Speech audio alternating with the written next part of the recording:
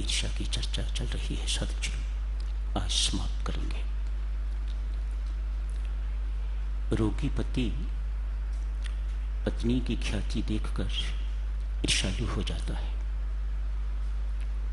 क्या रोग है पति को? ईर्ष्या का रोग लगा हुआ है।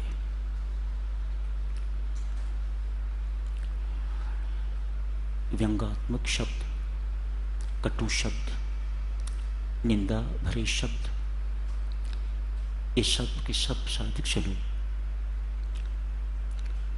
ईर्ष्या की ही अभिव्यक्तियां हैं। ईर्ष्यालु व्यक्ति दूसरे के दोष, जिसके प्रति उसकी ईर्ष्या है, दोष देखता है, फिर वर्णन करता है, तो इसे ही निंदा चुगली कहा जाता है। कटु शब्द बोलता है, व्यंग्यात्मक शब्द बोलता है, सरकास्टिक वर्ड्स।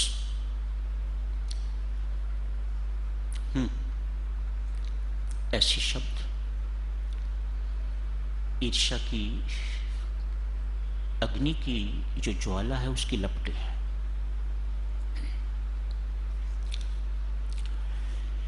प्रत्येक साधक को साधक चलूं इस रोग से सावधान भी रहने की जरूरत,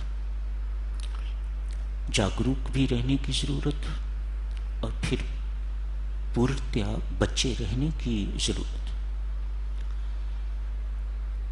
अन्यथा ईर्ष्या एक ऐसी घुन, ऊपर से तो आपका व्यक्तित्व सही दिखाई देता है, लेकिन भीतर से आप जल के राख हो जाते हैं। हर ईर्ष्यालु व्यक्ति चाहता है जिसके प्रति उसकी ईर्ष्या है उसको जला के तो वह राख कर देगा। ये उसकी आंतरिक भावना हुआ करती है। उसको ये पता नहीं कि तू ही जल के खाक हो जाएगा। ऐसा नहीं साधक चलो कि ईर्ष्यालु व्यक्ति दूसरों का बिगाड़ नहीं सकते, बिगाड़ते हैं, बिगड़ता भी है, लेकिन वह व्यक्ति तो परमात्मा के प्रेम में निमज्जित डूबा हुआ यही मानता है। व्यक्ति कोई भी साधन हो सकता है, निमित्त हो सकता है, लेकिन ये मेरे कर्मों का खेल है, और शांत हो जाता है। सत्य भी यही है साधक चलो, इस सत्य को साधक ही जानता और पहचानता है। बीजापुर के एक नवाब मुसलमान हैं, लेकिन विद्वान, योग्य, बुद्धिमान हिंदुओं को, ईमानदार हिंदुओं को अपने राज्य में उच्च पद पर भी नियुक्त कर लेते हैं। दामाजी नाम का एक साधक है, उसे किसी राज्य का शासक बनाया हुआ है, नगर का कहिए, राज्य का कहिए, शासन दिया हुआ है। दंपति बहुत आस्तिक हैं, परमात्मा के प्यार में डूबे हुए, संतान नहीं है। अपना कामकाज करते हुए परमात्मा की लीला निहारते हैं। जो प्रेमी साधक हैं, साधक जनों जो प्रेम के पुजारी हैं, उनके लिए संसार दुखालय नहीं है। संसार दुखालय उन्हीं के लिए है जो संसार को देने की बजाय हाथ पसारे बैठे हुए हैं। उनके लिए संसार दुखालय है। शास्त्र कहता है ये संसार सेवा स्थली है। हर व्यक्ति यहाँ दूसरों की सेवा करने के लिए आया हुआ है और सेवा करके अपना अपना ऋण चुकाने के लिए आया हुआ है। और ऋण लेना नहीं, पुराना हिसाब किताब चुकता करो और मजे से जन्म मरण के चक्कर से बच के यहाँ से निकल जाओ। ऐसे लोगों के लिए संसार दुखालय नहीं है। उनके लिए तो संसार परमात्मा की, उनके राम की लीला है, लीला स्थली, सेवा स्थली, लीला स्थली। हर एक घटना में उन्हें परमात्मा की लीला दिखाई देती है और मौज करते हैं, संतुष्ट हो जाते हैं। कोई रोता दिखाई देता है तो वह भी परमात्मा की लीला, कोई हंसता हुआ दिखाई देता है तो वह भी परमात्मा की लीला, कोई ठाका मारता है तो वह भी परमात्मा की लीला उन्हें दिखाई देती है और मस्त रहते हैं। स्वयं प्रसन्न रहते हैं, दूसरों को भी प्रसन्न रखते हैं, स्वयं सुखी रहते हैं, आनंदित रहते हैं और दूसरों को भी आनंद ही प्रदान करते हैं, सुख ही बांटते हैं। दामाजी ऐसे ही है। परमात्मा में पूर्ण विश्वास है, सारे नगर के, उस जगह के बहुत चहेता है, बहुत इन्हें पसंद किया जाता है। He is helpful to everybody. 3 दिन से लगातार बारिश नहीं हुई। ऐसे ऐसे करते करते 3 दिन ही नहीं 3 वर्ष भी हो गए हैं। 3 वर्ष से साधकजनों अकाल की स्थिति आ गई है। हजारों मानव, हजारों व्यक्ति मरने शुरू हो गए हैं। जो बाकी रह गए हैं वे सिर्फ हड्डियों के ढांचे, रक्तहीन हड्डियों के ढांचे दिखाई देते हैं। दामाजी से ये सब कुछ देखा नहीं जाता। उन्हें नवाब के क्रोध की चिंता नहीं, इनके प्राण बचाने की चिंता है।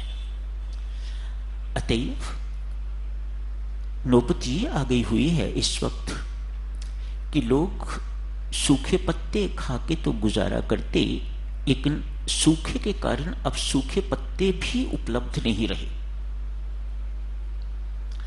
दामाजी ने घर में जितना कुछ पड़ा हुआ था सब बांट दिया। बड़ी भीड़ लग गई दामाजी के निवास स्थान पर। यहां तक राज्य कोष में भी जो कुछ वो अन्न के रूप में इत्यादि इत्यादि लेता था वह भी खोल दिया, वह भी सब कुछ बट गया। दामाजी बहुत प्रसिद्ध हो गए हैं।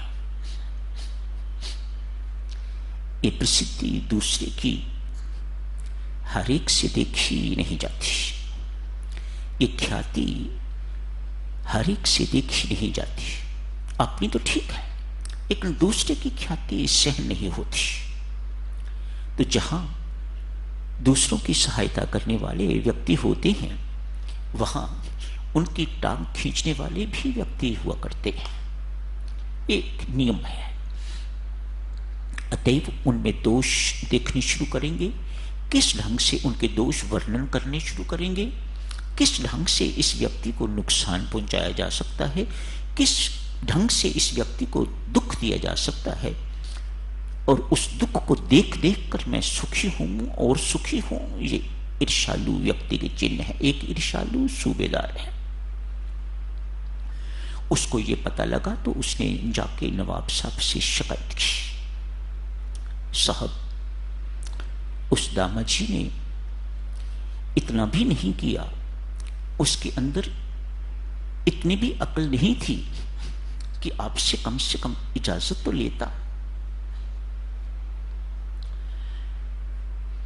राज्य का जितना भी सामान उसको बांटने से पहले कम से कम आपसे पूछता तो। बहुत भड़काया है। बहुत भड़काने के बाद ये ईर्ष्यालु व्यक्ति किस प्रकार से नुकसान करते हैं, होता है। हुक्म दिया, सेनापति जाओ, इसी वक्त दामाजी को बंदी बना के तो मेरे सामने पेश करो।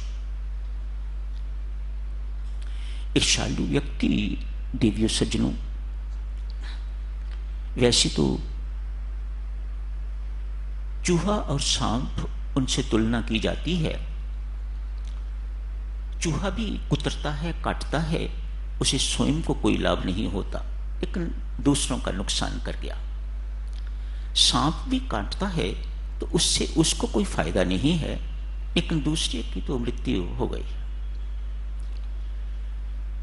इसी प्रकार से संत महात्मा कहते हैं, ओले फसल को बर्बाद कर देते हैं, स्वयं बर्बाद हो जाते हैं साथी, लेकिन उन्हें फसल बर्बाद करने का जो सुख महसूस होता है, ऐसा ही है ईर्ष्यालु। सूबेदार साहब ने जाके शिकायत की है, सेनापति आ गए हैं कुछ सैनिक लेके तो बंदी बनाने के लिए। दामा जी उस वक्त पूजा में बैठे हुए हैं। गीता जी का रोज पाठ करने वाले दामा जी, प्राय पति पत्नी दोनों इकट्ठे ही पूजा के लिए बैठते। उनका नियम था सुबह शाम पूजा करनी, दिन भर भी राम नाम जपते रहना।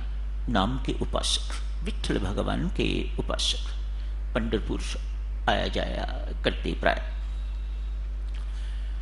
जिस वक्त सेनापति आए हैं उस वक्त भी दामा जी गीता जी का पाठ कर रहे हैं। ऐसे ही उठा लिया, बंदी बना लिया। दामा जी ने अपनी गीता जी को बगल में ऐसे ही छोड़ा नहीं, वहां अपने साथी ले लिया। हथकड़ी लग गई, दामा जी को हथकड़ी लग गई है। नगर से निकलते निकलते जो भी कोई दामा जी को हथकड़ी लगे हुए देखता है बहुत दुखी होता है। कोलाहल मच गया, मानो लोग विद्रोह करने के लिए तैयार हैं। ये अन्याय है, ये तो देवता है, इसको बंदी नहीं बनाना चाहिए, इत्यादि इत्यादि। दामा जी उन्हें शांत करते हैं, ना भाई, मैंने अपना कर्तव्य निभाया है, सेनापति को अपना कर्तव्य निभाने दो। मेरे किसी कर्म का फल होगा, अभी करना सही, किसी कर्म का फल होगा, कभी कुकर्म मेरे से हुआ होगा जिसके कारण ये सब कुछ हुआ है। आप शांत रहो, किसी प्रकार की चिंता करने की जरूरत नहीं। पत्नी को भी ढालस दिया है, चिंता नहीं करनी मेरी, परमात्मा मुझे एकांत में नाम जपने का मौका दे रहा है, खूब नाम जपूंगा। मेरे पीछे मुझे याद ना करके तो परमात्मा को याद करना, अधिक याद करना। तू भी राम राम राम राम राम राम जपती रहना। रास्ते में पंढरपुर पड़ता था, जाके मत्था टेका है, हथकड़ी लगी हुई है। मत्था टेकने के साथ ही साथ मस्ती आ गई।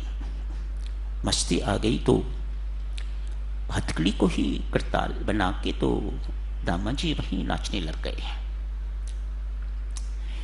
लोगों को क्या पता ये क्या कर रहे हैं, क्या नहीं कर रहे हैं। उधर देवीय सज्जनों, एक श्याम वर्ण का किशोर अपने कंधे पर एक काली कंबली सी डाली हुई है, बहुत मनमोहक चेहरा, चमकती हुई आंखें, एक थैली में पैसे लिए हुए हैं। उनके पास पहुंच गए हैं बीजापुर। निर्भय, कोई किसी प्रकार का संकोच नहीं, कोई भय नहीं। दरबार में जाके पहुंच गए, कहा मैं दामा जी का नौकर हूं। उस किशोर ने कहा मैं दामा जी का नौकर हूं, जो अन्न उन्होंने प्रजा की सहायता के लिए बांटा है उसका मूल्य चुकाने के लिए आया हूं। ये थैली रख लीजिएगा, पैसे गिन लीजिएगा, मुझे रसीद दे दीजिएगा। एक किशोर ने कहा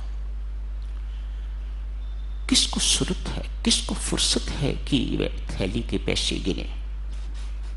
वह चेहरा इतना मनमोहक है कि उस व्यक्ति की आंख उठती नहीं है, देखे जा रहे हैं, मुदित होते जा रहे हैं, मुक्त होते जा रहे हैं। किसी को कहा इस थैली में पैसे गिन लो। जैसे थैली खाली करता है फिर भर जाती है। रसीद दे दी। रसीद दे के कहा मेरा नाम बिट्ठू है। विठल भगवान बिट्ठू बन के आए हुए हैं। कहा मेरा नाम बिट्ठू है, मैं दामा जी का नौकर हूं। रसीद लेके किशोर अंतर्धान हो गए। इस सुल्तान की बड़ी बुरी हालत है, इस नवाब की इतनी बुरी हालत है कि मानो जो गया है वह मेरे प्राण ही लेके चला गया है साथ ही साथ। 2 दिन के बाद दामाद जी पहुंचे, पैदल ला रहे कि इतना समय उन्हें लग गया पहुंचते पहुंचते नवाब साहब के पास। नवाब साहब तो प्रतीक्षा ही कर रहे थे। उसी वक्त हुक्म दिया इनकी हथकड़ी खोल दी जाए। हथकड़ी खोली, उन्हें अपने गले लगाया, कहा भैया बाकी की बातें तो बाद में करेंगे, मुझे एक बार उस बिट्ठू के दर्शन करवा दे, मैं उसके बिना जिंदा नहीं रह सकूंगा। मैं इतने दिन तेरी प्रतीक्षा में अपने प्राण संभाले हुए हूं, नहीं तो मर जाता। मुझे एक बार उस बिट्ठू के, उस बालक के दर्शन करवा दे। दामाद जी ने कहा नवाब साहब मुझे माफ करें, मैं तो स्वयं आपका नौकर हूं, मेरा कोई नौकर नहीं, मैंने किसी के हाथ कोई पैसे भेजे नहीं। लगता है विट्ठल भगवान आपको दर्शन दे गए, भगवान कृपा करके दया करके तो आपको दर्शन दे गए, आप बहुत भाग्यवान हैं। मैं नहीं सुनना चाहता ये सब कुछ, नवाब कहता है जो रसीद मैंने दी थी वह तेरी गीता जी से लटक रही है, वही रसीद है। मैं कैसे मानूं कि वह तेरा नौकर नहीं है और तूने पैसे नहीं भेजे। यही रसीद मैंने यहां से भेजी थी, वह तेरी गीता जी से लटक रही है। दामाद जी बेचारों को पता भी नहीं है कि मेरे साथ क्या क्या भगवान खेल खेल रहे हैं। दोनों दामाद जी के निवास स्थान पर पहुंचे। मैं उसके बिना नहीं रह सकता, नवाब कहते हैं, मुझे वहां ले चल, अपने निवास स्थान पर ले चल। वहां जाके मैं उस विट्ठल को, बिट्ठू को फिर देखना चाहता हूं, उसके दर्शन करना चाहता हूं। दोनों ने कहते हैं साधक चलो, वहीं बैठ के तो परमात्मा की आराधना की है। नवाब वापस नहीं गए, भगवान के दर्शन हुए दोनों को। कहते हैं बीजापुर में दोनों की समाधियां एक साथ बनी हुई हैं। जिसने ये शिकायत की थी उसको आजीवन कारावास दिया गया है। यहां पर भी यातनाएं ऐसे व्यक्ति के लिए, और परमेश्वर के घर में भी नारकीय यातनाएं उसे मिली। संत स्वभाव के साधक जनों, संत महात्माओं के लिए यही कहा जाता है कभी भूल से भी उनकी निंदा नहीं करनी है। उनके प्रति ईर्ष्या का भाव, जलन का भाव कभी मन में ना आए, उन्हें नीचा दिखाने का भाव कभी मन में ना आए। उनकी सत्संगति से लाभ लीजिएगा। शुभकामनाएं, मंगल कामनाएं। इसी के साथ साथ जनों, ईर्ष्या का प्रसंग समाप्त होता है। परमेश्वर से करबद्ध प्रार्थना है, परमात्मा हमसे अधिक तू जानता है किस किस के अंदर कितना कितना रोग ये घर किए हुए है। हमें बल दे कि हम इस रोग से मुक्त हो सके। कृपा कर परमेश्वर, कृपा कर। हम सब पर बहुत निर्बल हैं, बहुत दुर्बल हैं। तेरे बल के बिना हम इस रोग से कभी मुक्त नहीं हो सकेंगे। परमेश्वर तेरी कृपा सब पर बनी रहे, सदा सदा सब पर बनी रहे।